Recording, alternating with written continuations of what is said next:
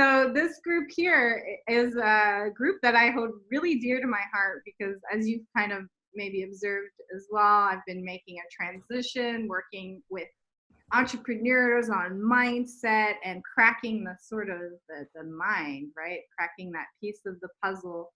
And so everybody here is at various stages of a journey. Some are actually in the process of leaving a job to create their own sort of business, and or struggling to make that business that they've like, hooray, I'm a business owner, and it's like 6 years later, wah, wah, it's the same thing.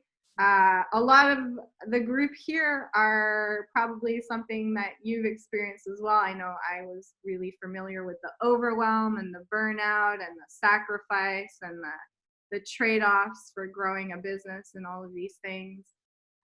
So there's like and then there's like, you know, failures and people that have built successful companies but experience failures on the back and losing that sort of confidence. So a whole spectrum.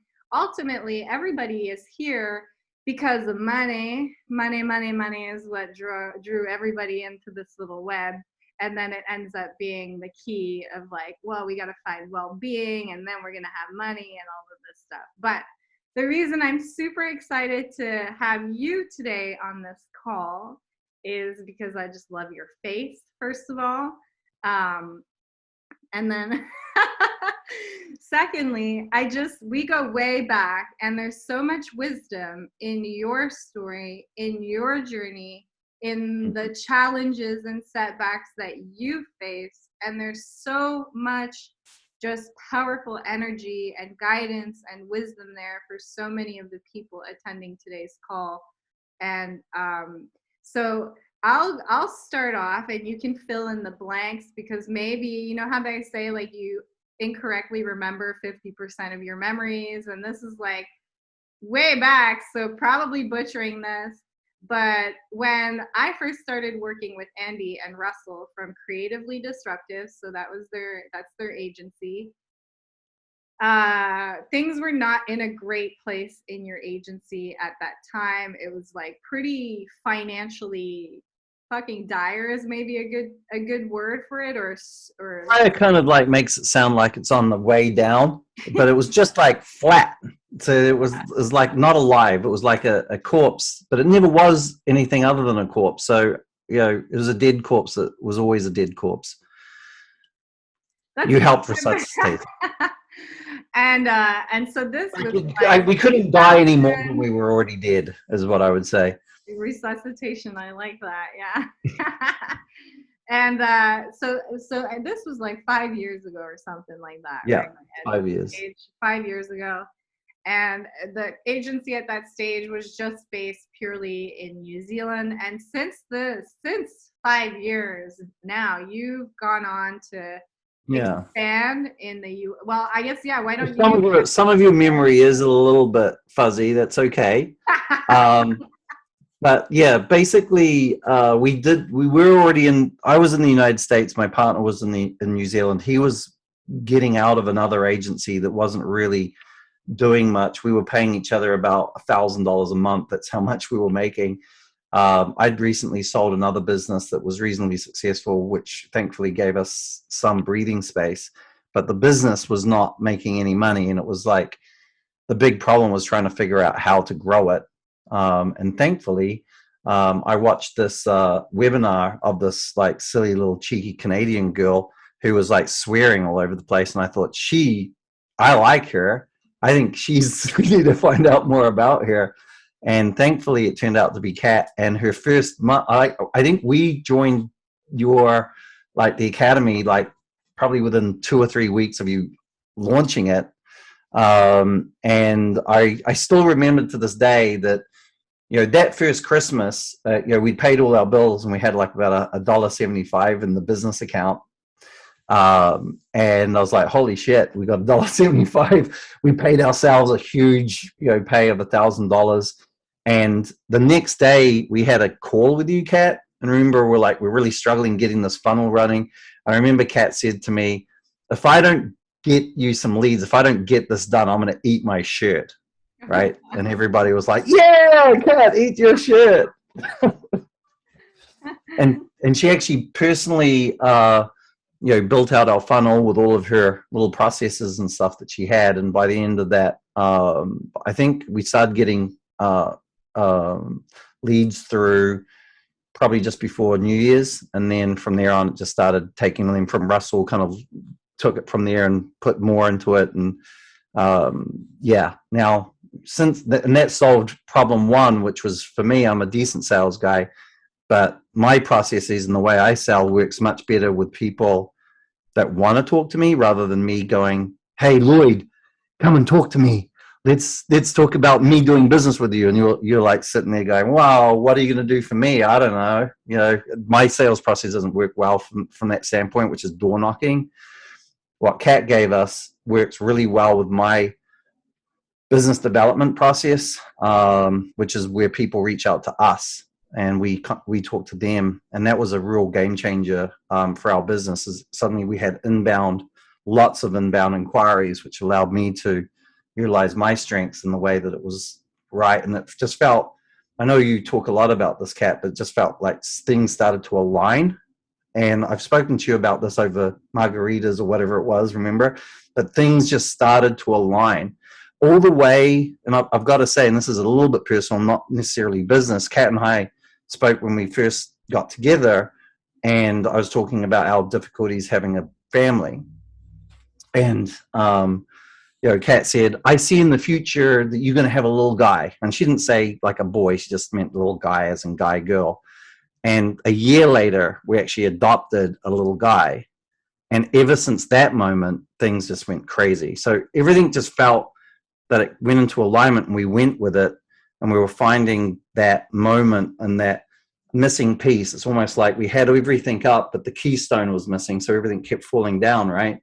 Then Kat popped in the keystone and it all took off. So that's more accurate. So nowadays you're like, by the way, like one thing I want to point out as well is like Creatively Disruptive. You guys work with like in an industry that typically isn't known for having a lot of cash. Yeah. No. Yeah. So we've got three niches. It's kind of funny, all the niches. We do some e-commerce, but we are very, very picky with e-commerce.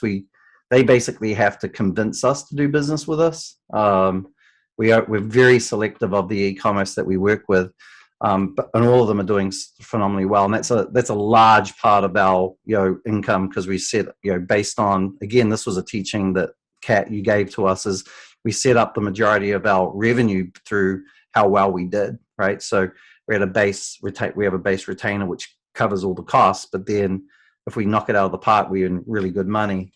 So some of our e-coms are paying us tens of thousands of dollars a month, but the majority of our clients, because we have about 80-90 clients, the majority of our clients are actually gymnastics and kids activity centers. So that's where they don't have a lot of money, but they're very consistent and very loyal. So we don't have much fluctuation. They just grow and grow and grow. And most of them are really fearful and very worried and very scared. And, they have budgets of nothing. They gross revenues of, 2, 3, 4, 500,000 when we start working with them. But our process works so well that very quickly we get them to the point where their issue is usually them rather than, doing the business. Usually if we can't grow them, it's because they don't make good decisions constantly. But yeah, our main niche is kids activity centers, which is swim schools, gymnastics, and dance. And then our other niche we started last year, because it's like, and this will give you a little bit of an idea of my mentality. I was like, it's the middle of the pandemic. Why don't we start helping restaurants in California? So we only have Californian restaurants that we work with. They all pretty much, most of them started with us during the pandemic when they were all shut down. They couldn't be open. But we've got huge loyalty with some pretty decent named restaurants in California because we got in when they were in their lowest. And that's been really good too. And that's kind of started to grow and sprout its own legs as well. And, a lot of it feels right. I work, a lot of my decisions now are based on how things feel rather than data. which is probably not always the best thing as a CEO, but if it doesn't feel good, we don't do it, even if it could make a lot of money, if the data says so. And I have a philosophy now that I really have adhered to, and it seems to have really taken us to another levels, is we only do business with good people that do good things and run good businesses. And that's it. If you're not a good person, but you have a good business, I don't want to work with you. If you're not doing good things, I don't want to work with you, really. Yeah. So, yeah. So perfect timing, because I literally took them through like a red light, green light system of like following your intuition almost, right? Of understanding. And a lot of those decisions are not rational. And you're saying like, I don't know if that's a good way to do, but what I've observed is like every successful person plays it this way. They never like go, this is the plan. And then that's what ends up unfolding. It's so fluid and native and organic, and it builds and compounds, and there's no way anybody could have sat and predicted what Apple would be, for example, or what Facebook would be when they first took those steps, right? So that's perfect. That's awesome. And now you also have training, right? Like you guys are doing an online information product and targeting that same audience as well, and helping them get to a stage where they can afford your services, right? Yeah, so we've got a thing called the Gymnastics Marketing Academy, where gyms can just learn exactly how we do everything. We've recorded that out. We're relaunching that in January. We're doing one for restaurants. We're gonna do one for lots of different local businesses, but we're gonna hyper niche it. So it's all the same information. It's basically the same stuff with just the skinning and rebranding, and we're going to like. There'll be the hairdresser marketing, academy and all of that kind of jazz, and it works really well. And again, it's like more of a lot of what drives me is looking, trying to help people that need help, that want the help, and it seems to work. Going from the only reason why we help the restaurants is my partner was an ex. I don't know if you know this, but Russell was a cook, like a chef, right? That was his first career. That was his first career. And he was feeling really bad about restaurants. And he's in New Zealand, where it was great last year. He was like, he had a bit of an affinity for them. In my past business that I owned, I had a lot of clients that were restaurants. And we were like, man, we can help restaurants. So we decided to jump into an industry that was really hurting. But because we jumped into that industry that was really hurting, when they stopped hurting, we then got looked at as, well, these guys stepped up when we were hurting. We really want to support them, and we really want to get involved with them. In fact, we had one restaurateur who's quite successful, and he's doing quite well now. He just sent us $3,000. He's just like, here's $3,000, like above and beyond. He was like, I want to send you an extra $3,000. I'm like, oh, okay, great. And why? Because you helped me through the pandemic, and you didn't ask for any more than what you're asking for. So again, it's kind of like it's that feeling right. And I don't even worry too much about risk. I don't worry too much about anything, if I'm honest now. I don't have too much fear of failure or anything. We've had failures. Things haven't quite worked out. We've got a little business that we launched last year again during the pandemic. We did all these new things during the pandemic, called Rock Online, which is an online play, where kids can learn how to learn music. It's Rock Online. It's called myrockonline.com. That hasn't failed, but didn't really take off how we wanted it to. But I'm too stupid to give up on it, so we're still rolling through it. But now the funny thing is, we got involved with a bunch of homeschooling parents, and now it's blowing up. And again, it was like trying to help and solve problems that people have, and just giving it a shot, and not fearing and thinking of the failure as actually part of the learning process has been really good for me, because I don't think I fail. I either learn or I'm successful. Yeah. And it's a way better way to look at it, because fear can totally take away opportunity, and you've got to stop fearing failure and fearing things, because it will stop you from being successful. And when you're like, clearly as you're talking, it's super obvious that the structure that you're operating under is like servitude. Like, we want to serve. And so there's like almost a detachment to a financial or a specific Right. outcome. And in a way that it's like, yeah, that is alignment, right? When you are creating because it's something like a compulsion that you want to do. I know there's going to be some people on this call in the back of their mind thinking, what is the line between servitude and coming of service and helping and just like getting walked over and giving everything that you have? Because a lot of freelancers, especially, or at any stage of your business, right, you can fall into a situation where it's like you're giving, and not getting back. And especially the low paying clients with no money seem to typically be the ones that like really need a lot of that hand holding.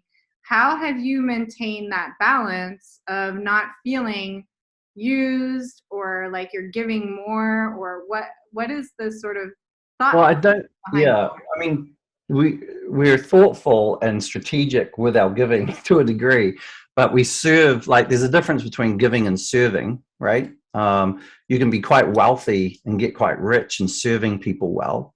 You know, some of my favorite restaurants have servers that earn really good money and they're serving me, but I give them a huge tip at the end of it. You know, so I think serving doesn't necessarily mean giving. Sometimes it's worth giving. Sometimes you give just because you want to and you don't care about getting anything back. Um, like, probably the best example of us maybe putting ourselves out a little bit, but it was strategic, was during the pandemic. April, May was very tough time for the kids' activity centers. No one was open, right? They all were closed down. You know, so that's like about 80, 90 odd clients, about 60, 70 of them at that time suddenly closed, which was a big chunk of our revenue, which was a big chunk of my team's work. So instead of like laying off people and deciding to really pull in and work from a scarcity and fear standpoint, we decided, look, we're going to serve this industry because it will come back. We know it will come back. So why don't we give to it? Which meant we were giving free classes. We organized a conversation with the Tony Robbins organization, with the whole industry. You know, we're doing free marketing classes. We actually helped many of them set up digital online classes, like, for free. We showed them how to do it on Facebook, so it didn't cost them anything. We basically gave a whole bunch of our time, and it was easy for me because I didn't want to let go of my team, because I always think that my team is an extension of it's basically our agency. It's like cutting off your arm because you got a cold or whatever. I was like, well, we're not going to do that. And I wanted to be able to keep them busy. So they just served that industry, and with no expectations of money coming back. And we actually had gyms join us as clients while they were closed because they knew that they would open sometime. So we actually won some business during that period, even though the majority of our clients were on pause. We had about 15 of them who said, I don't want to go on pause. We want to keep paying you because you're so important to us. And you know, the ecom turned around so dramatically that our ecom just blew up, and financially we actually were breaking even, if not doing a little bit better. So we can afford to pay. I could afford to pay my gymnastics team and my kids activity center team to keep going and keep doing what they're doing without there being a lot of difficulty. But what ended up happening is when they all started opening up, we'd really grown our standing in the industry, and we had we're actually way better off now than what we were pre-pandemic. They all came back with a vengeance. We did unfortunately lose about 25 clients that never reopened. They went out of business due to the pandemic, but we're still ahead of the game. So we obviously, the pandemic caused us to have maybe minus 25 clients because they just didn't exist anymore. But we're now, you know, I would say February 2020, we had about 60 kids activity centers, and we probably have 90 kids activity centers now. So we actually had 50 to make up. And a lot of that was due to the reputation that we built during that period. But I felt that it was the right thing to do, that organization or that industry really did help us have a bedrock. And now are very, very loyal. It's allowing me to get crazy with some crazy thoughts and crazy ideas because I know I have this bedrock of income from a group of business owners that don't tend to like change, right? As much as it's hard to bring them on because they don't like change, they also don't want to leave us because they don't like change. So it's a really great situation when we can bring them on, which we do regularly. We bring on an average, two to five every single month, and it just grows up. And because of the kind of business that it is, we actually don't need much from them. We know it's like a cookie cutter stamp out. And I think you, Kat, probably mentioned this, I don't know, maybe 6 months into us meeting you, about you either want to charge a lot and get exactly what you need, right? Or you set up a system where it's easy to duplicate and you just pound out, and we spend probably a few hours a month on each of these kids activity clients, but per hour they're worth probably $250, $300 an hour of work, right? So when I've got even a $40 an hour employee running them, we're doing quite well from it. But it all came from, originally it came from us deciding, okay, this industry that's struggling, we know it's going to come back, so we're going to serve it. So there was a strategic payoff to that servitude. Now, that, there's definitely industries that would be easier for us to go into. So if you look at it like that, we could have just dumped them. I could have just maybe fired my team or retrained them to look after a different industry that's doing better. But that's kind of like, that wouldn't feel right. And I would probably start questioning a lot of my decisions and everything. But, that gut feel of making the right call and treating people well, right, is important. Yeah. So, by the way, like when you were, so many moments, right? The distinction between like servitude and giving, for example, how you're saying there was no expectation, like we went into it without an expectation. Right. Yes. And I think that makes a big difference. It's like, when there's an expectation of getting something back, then that's when maybe it's not that same kind of creation process behind it, right? Of like, and I think you can give and do things without being abused. And I think as soon as you get into any abusive thing, you need to get out, right? So I'm not interested in, I want to work with people that, again, good people doing good things. Maybe they don't have the greatest business. We can help them with that greatest business if they're good people doing good things. If they don't hit those three things, I'm not doing business with you. I'm definitely not giving anything to you. So if you can develop that ability to be able to sense or figure out who are the good people doing good business, that can really help you make a decision as to whether or not you want to get in on their business that's maybe not doing the best, right? It might not be a good business at that moment, but you might be able to help them become that. And those good people typically reward you. We've had very few people that have abused us. One of the first, when we first got into the gymnastics industry, because that's full of fear, is we offered a 3-month money back guarantee, right? We said, we know we're going to make you money.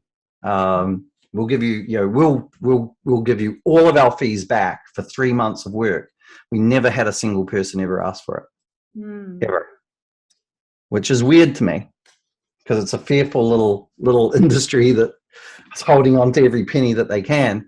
But the reality is we got them really good results. We've never given a guarantee not knowing that we could fulfill it. I don't typically like doing that. I don't like giving guarantees thinking I'm going to have to give the money back. So we knew that we could get them good results, and we rolled the dice to see if people would abuse it, because our thought was there's going to be some people that are going to get, have us build out all their systems and then walk away with it. And we didn't protect ourselves either. It was built on their ad platforms and so forth. So they could have walked away with our work, but no one did, because they're gymnastics people. They want to do gymnastics. They don't want to do Facebook marketing. They want to coach little kids. They want to coach kids how to swim, but the swim schools and the dance schools, they want to stay there. And they're like, man, these guys are already doing a good job. I don't want to get involved with it. Finally, our business is growing. And they stuck with it. So you could, I guess, look at that as we were giving, as in we were putting ourselves out there. But the reality was, because we were I think because we were set in the right alignment, it came back. And, you know, yeah, I mean, touch wood, it's never really hurt us. And I think it's the best way to go.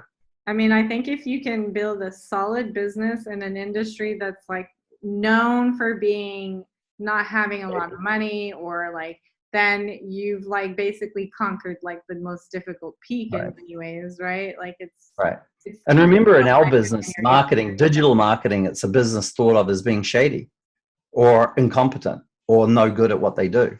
Yeah, So a lot of your own stigmas, a lot of the times, like your own role in your business will feel out of integrity to your own value system because of ideas or personalities that you're exposed to or people's experiences, you know, and then that can place you in a.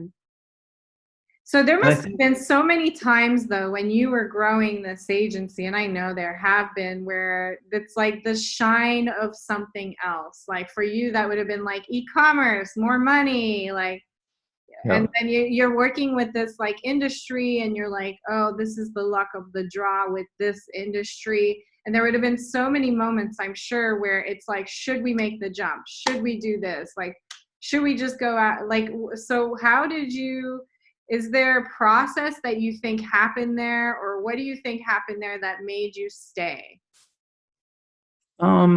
I mean, probably the loyalty that the industry shows us, and mainly because of the loyalty that the industry sees that we give to it. I think it's a very stand-up industry as a whole. The kids' activity centers, that it's run by people that are doing it for things other than making money. No one decides to start a swim school because they want to be a billionaire, right? They do it because they love helping kids learn to swim.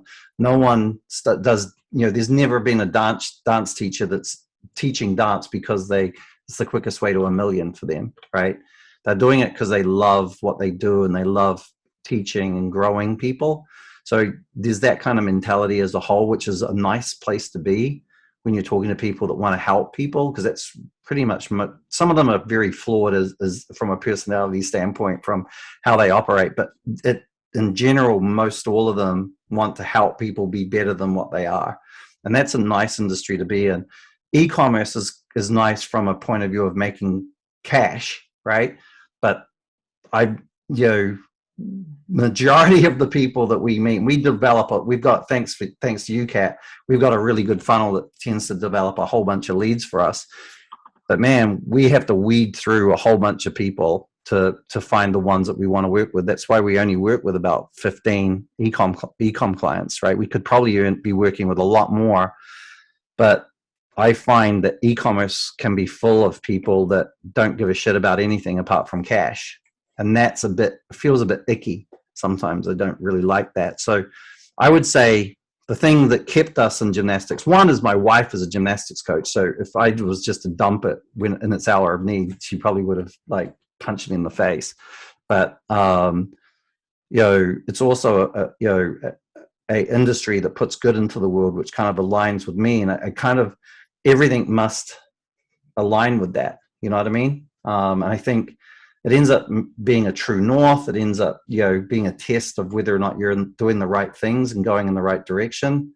But having some kind of philosophy that you guys make decisions based on, I think makes things much easier. When you're in the flow and you feel like you're just in the right place, everything kind of starts feeling that way and going in the right place. And, thankfully, so far, I haven't made too many missteps. I mean, I'm sure we will, but we seem so strong right now. It's like ridiculous. And I do think it comes from that philosophy of taking care of people. We take care of our staff. We treat our staff super well. We're paying a huge Christmas bonus this year for our staff. And then the staff take care of our clients like we take care of them. We're aligning in industries that we know are doing good things, which makes our staff feel good. We're not selling knives and guns and stuff. Not that I have a problem with guns for those of you that love guns. But we're just surrounding the business with good stuff. In fact, from a niche standpoint, and this might be against the common thing of hyper niching, but where we kind of look at our business is a business that serves families and kids and mums, and in a positive way. Is kind of where we're headed if I'm thinking about it, because most of our e-commerce serve that group too, right? We have subscription box, which is like an adventure, like a travel adventure thing that they spent like $250,000 on freaking Black Friday, believe it or not. That was a huge budget, biggest budget we ever, like single day budget to spend, that we actually spent and got some return on, thankfully. And we've got like little clothing companies for kids, and toy companies and different things like that. There's a couple of more adult type, not your type of adult. Really, your business, what I'm hearing is like your business is really a vessel that's allowing you to play and Yep. play with the values that you have, with the people that align with those values. And Yep. what you're finding is like the more you just honor that, it's like everything's kind of just falling in place, and you don't really seem to have a great explanation of like why it's worked out.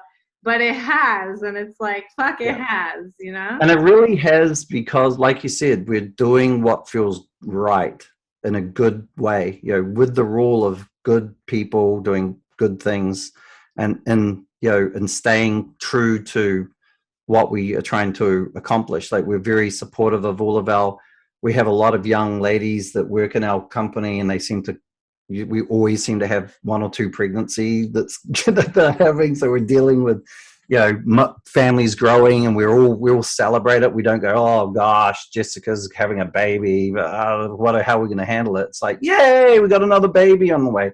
That kind of attitude seems to really be it's really good. And it's not like a pretend thing. We all really rejoice in it. So, and that works well for us. And I would suggest that any of you guys that are trying to do whatever you want to do, find what feels really good for yourselves. I was talking to, I don't know if you saw the video, Kat, in the mastermind, to Katie Ann in Australia.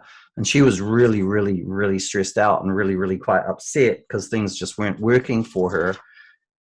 And I blame myself a little bit, because in one of the initial sales trainings that I did with the academy she was in, I spoke about e-com and different things and blah blah blah, how you can do this and money making and stuff. And she unfortunately took that as a reason to start trying to do e-com. And she found it really stressful and really upsetting. And it was a really good example of going out of alignment and going out of who she was. Money. Because it's always because of money. Right. And what ended up happening is that she was not making hardly any money, and she was working her ass off, and she was making money, but it was all going in different places because she didn't quite have the skill set or the knowledge base.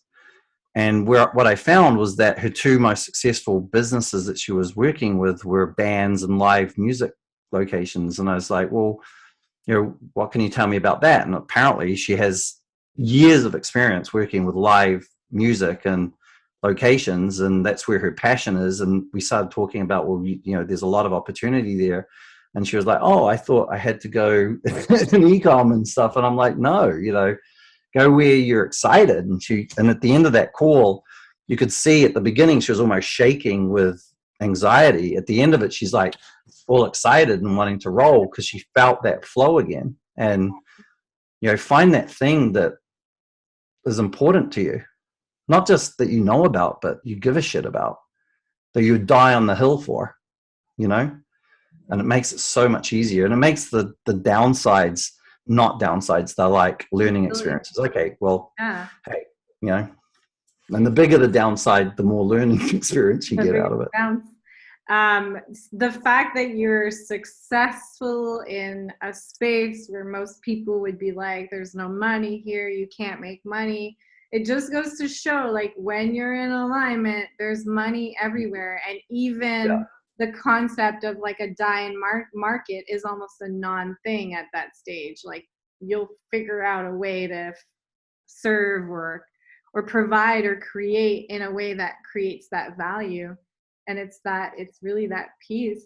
So you talked about how you're launching like this music thing, and you shouldn't have spent as much time on this, and it wasn't really working. And there's a moment where you would have been like, do we shut this thing down? Like, is this a dead horse? Are we flogging something that is like not worth flogging? And I'm really interested in like exploring that moment a bit more, because like, what was the decision to push past? What made you keep going? What defines like quitting and like stopping while you're ahead? You know what I mean? So I think we actually had this discussion, because I guess we launched My Rock Online probably June of last year. And then we had this discussion probably around about August of this year, as to, because we had like 15 kids in it. So I was making like $1,500 a month. We charge $100 a month for it. And it's really cool because you actually have a musician. They learn rock music. You know, there's 4 kids that work with the musician. With the musician, you can learn guitar, vocals, drums, and bass. And we had 15 kids spread across 4 musicians, and it was a little bit like, is this a sign that this isn't working out? But the reality is that I wasn't putting any time into it.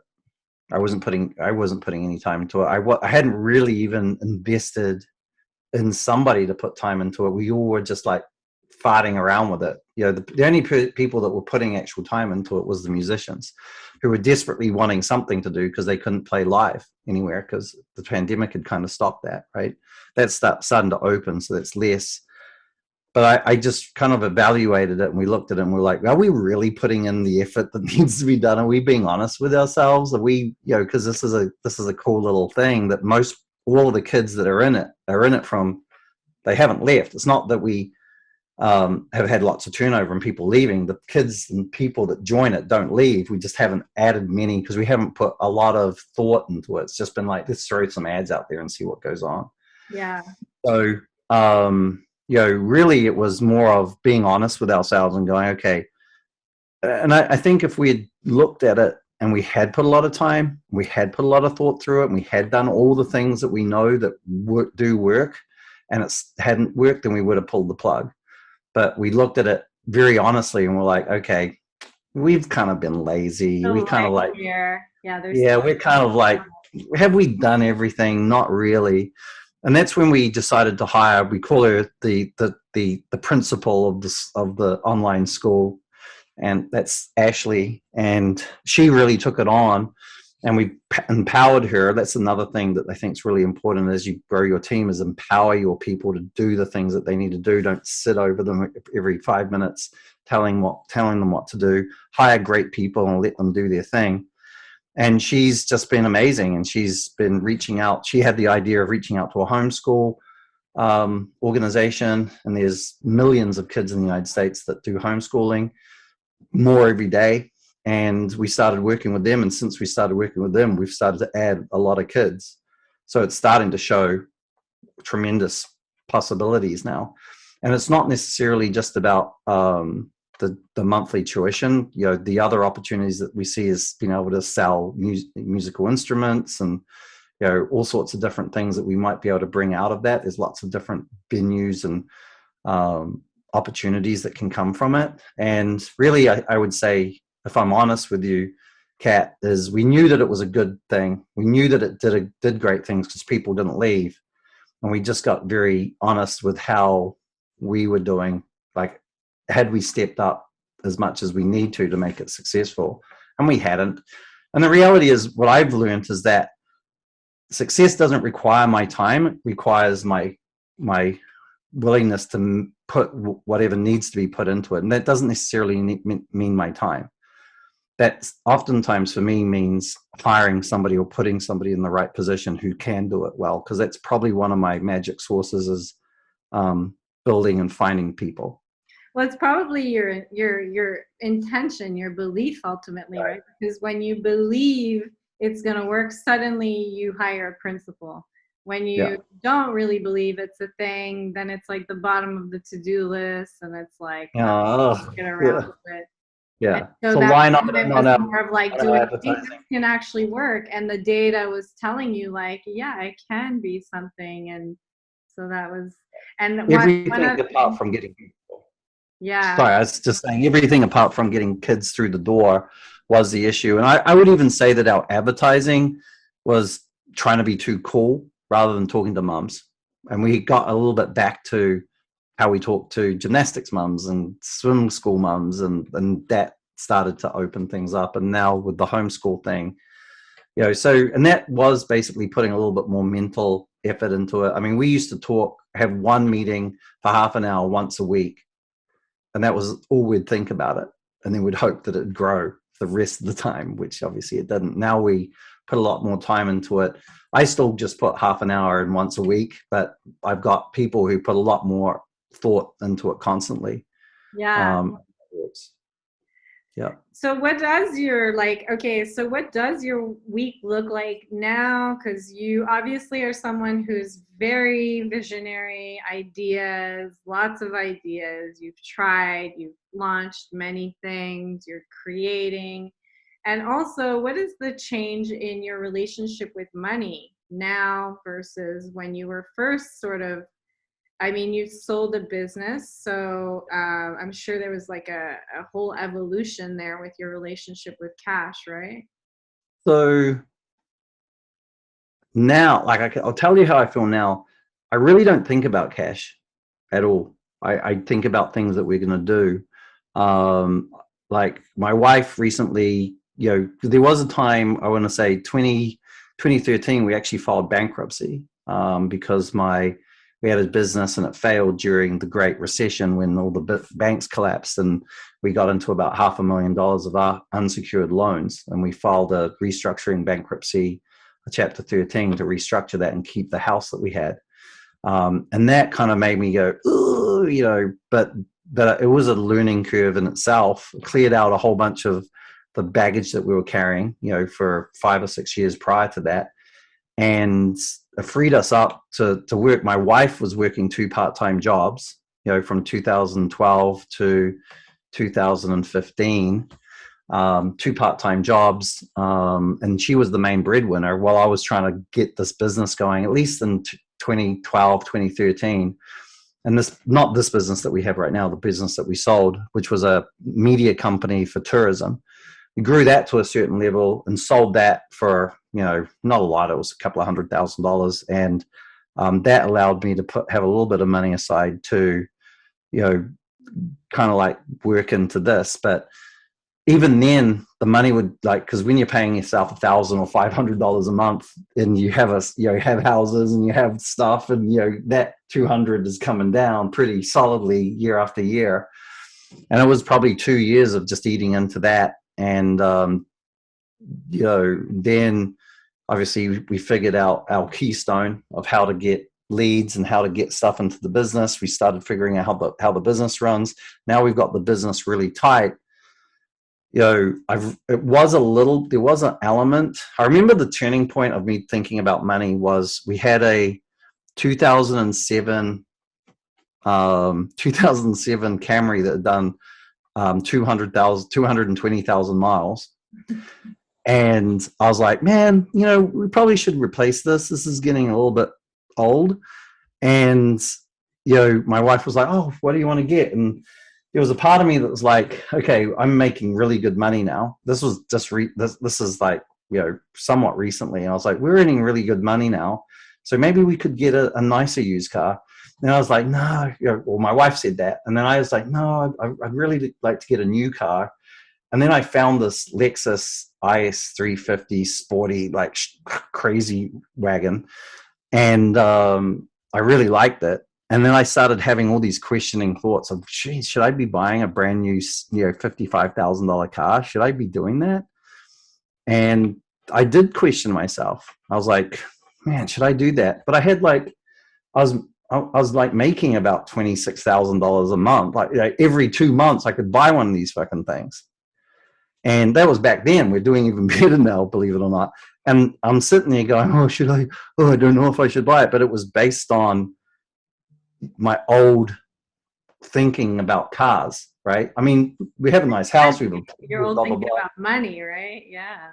I was like, oh man, if I spend this money, what's going to happen? And I used to have this, and this was something from a long way back. I used to always think that whatever money I have in the bank account is all the money I'm ever going to have in my life. So I've got to stretch this money to 95, which is when I plan to die. That's not a lot of money to spend. I'd be spending like 4 cents a day to actually get there. I used to have that mentality, but we ended up buying this car and it was nothing. And at that moment, I was like, man, we've got this really nice little zippy car. It's not a big car. And, it's, it was nothing. I didn't feel anything, any financial stress or any financial woes from it. In fact, from there on, and I know you'll probably extrapolate stuff out from that, but from that moment, things are even like flowing stronger, to the point that my accountant said to me 3 weeks ago, he said, sorry, Andy, you're going to have a much larger tax bill this year. I was like, oh God, because I hate giving money to governments. I like to, so I was like, how do I avoid paying, because it was $20,000 extra tax that I have to pay in 2021. I was like, how do we avoid that? And we figured out this convoluted scheme of paying staff, bonuses and spending money all over the place. And we bought a huge freaking Infinity QX80. And I'm like, yeah, let's just go and get one. And I didn't even think about it. And even since then, we've got 3 new clients. Mm-hmm. So it's like, I know you're way more down this line than I am, Kat, but there's a part of me that's like, when you start thinking about what is possible and what you can, and stop thinking about what you can't do or what you might lose, you get more of what is possible. That's absolute. I've seen that in practice, and to the point that I've just not, and I think that's where the lack of fear comes from now. It doesn't mean I'm stupid and jump into stuff that's stupid, but I'm not going to be fearful of, oh man, maybe we do this and we'll lose $100,000. I'll be like, so what? We'll make through $200,000 during the period that we're losing $100,000, because we have multiple streams of income. We don't have one stream of income, right? So there's hopefully Rock Online will be pounding it out. We've got the kids' activity centers. We've got the restaurants. We've got the e-commerce. I've got some consulting, stuff working with the academy and so forth. There's always money coming, and money just kind of just comes and just works it out. And I've started to give, my dad some money, which is really a wonderful thing because he raised me as a kid, and just doing those things that make me feel good around money, not from I need more of it, but just money is a source of doing good, seems to cause it to be less of an issue. I'm not concerned. Well, it's definitely like an underlying theme, right? In everything you're discussing, it's like very clear that the way you operate is because you're creating, because you want to create what you're creating. There's like no expectation for money. And in fact, oftentimes you go into servitude when it doesn't maybe make a lot of sense to do, because it's like a compulsion to serve and to create at that level that you are. Right. And because it feels good. Exactly. If I'm honest, because it feels good. And right, yeah. There's some things, guys, that you could do that feel good that I would recommend that maybe you don't do. Masturbating. Well, feeling good for just feeling good's sake, Right. I mean, you could end up being addicted to strip clubs and cocaine, right? So, that feel good. Woohoo! Get me the biggest bag of heroin. Not quite. Yeah. I think if you're that gets back to that good people doing good things, and I really do aspire to that. And and that's why I try to give some of my time to people. And obviously, I really do value my time, because the most important person in my life is that little 4-year-old that might come in any moment and ask to play trains with us. And I'm trying to free up that time. And one thing I've come to now is really understanding that, a lot of people, they'll say, I want to earn X number of dollars. And then at that point, I'll be able to do all the things that I've ever wanted to do. One of the things that I do see time and time again that I want to avoid, and I try to help everybody that I talk to avoid, is sometimes they give up their life for that income and they're unhappy, and it's horrible. And the cool thing is if you align I believe if you align yourself up with your real true values that you really want to get out there, the money will come, but also you'll still have time to enjoy it. And I, like on Wednesday and Thursday, we're actually driving up to the Grand Canyon to do the Polar Express because my kids train crazy. I'm going to do a Polar Express ride, which is 2 hours. We'll be dressed in pajamas and having hot chocolate thrown at us. And I've taken Wednesday and Thursday off right in the middle of a very busy period because my team can take care of it. It's not my job to take care of the business. And, it's a like $500-$600 little trip on a train ride, drinking hot chocolate that just goes out and comes back. But it feels good, and it feels like the right thing to do, and it feels like we're investing in the things that are important to us, and it just life just is way better. I've got to say, find the big thing that I'd say is find what speaks to your heart and your soul and pursue it. Don't pursue the money. So in line, right?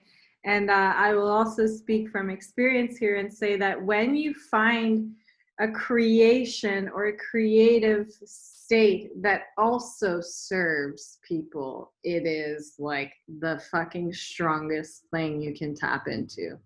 It's insane because without going too deep into things, there is an element of connectedness between all of us, right? Everything's connected on some level, and when we are serving each other or creating from a space where there is service to others, the compounding effects are to such a level that it's catalytic in a way, right? And I think the other thing is, Kat, and this is like, because you can talk about the universe and all that kind of stuff, but the reality is, like, let's say I helped all of you guys, right? Really helped, and you felt that I gave a shit and I really helped you.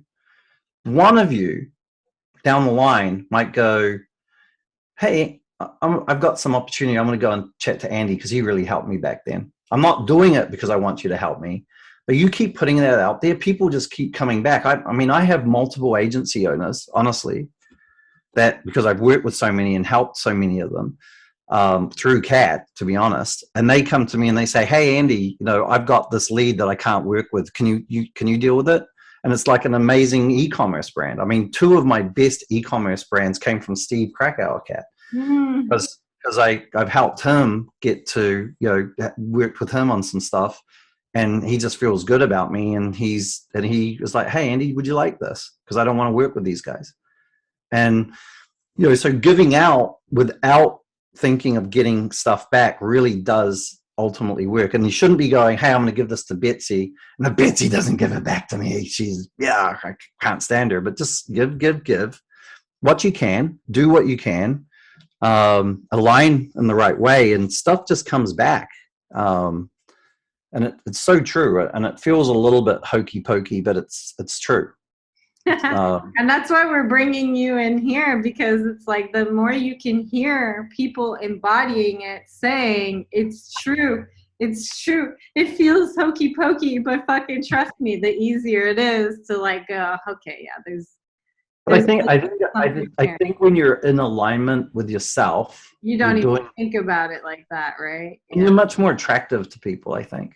Like 100%, it's magnetism, right? Yeah. When people fake stuff or are full of shit, you can kind of smell it, and you don't really want to align with them or ally with them. And I'm really lucky that I have especially in this industry, I have a huge number of people that I'm quite closely aligned with in my industry, and you could call them all competitors, because most of them are agency owners. And it's thanks to Kat, if I'm honest to you, because I probably wouldn't have met them if it wasn't for your organization and you. But because we're so tight, some of them I'm tight with because they were with me with the old guard, right, of the academy, and others who have been with us, who I've only known for a few months because I helped them with, how to set up their sales process, or answering a question of how to run their business or whatever, and you just have this huge goodwill, built. So building, don't make yourself an island either. Be a, bring everybody in and work with people and make it something rewarding. I think some of my best memories in life is sitting around like at a bar with a bunch of friends just having a laugh. Some of my best memories in life. And I don't know why you can't do that even with business, is having people that you give a shit about, that you want to spend time with. And that is one of my criteria with hiring people, is I look at them and I'm hiring, and we've got all these technical things like Wonderlic and different things that we do to get to weed out all the real waste of spaces. But ultimately it comes down to, I'm like, can I have a beer with this person? Could I sit down and have a meal and enjoy it? And they get hired. And that means our culture is really good. Everybody's very similar. It's like a big bar scene every Thursday at 1:00 when we have our team meeting. It's not quite that, but we're all joking around, having fun. But it's good. I couldn't be in a better place, if I'm honest. This is so aligned. The messaging is just so beautiful because it nurtures everything that we're doing in here. The concept of the group as well, like there is a community, guys, right in front of you that you can serve and create those kinds of rippling effects. And I know some of you guys have been getting on calls and helping, and like really don't underestimate that, because when Andy talks about like he's made lifelong networks, like I've seen that. I've seen masterminders like literally build 6-figure, 7-figure businesses from each other. From just the connections of each other, like without needing any ads or going out and doing any of the shit you would think necessary. And it's all from like, they're all competitors. Every single one of them is competing, and nobody's operating that way.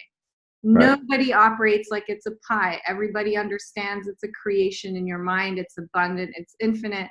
The more we serve and help, the more it's like this petri dish that just like, ugh. Or if it's a pie, there's a kitchen that's constantly shoveling these pies out for us to eat. Well, that sounds good too. I mean, I'm down for that one too. Yeah.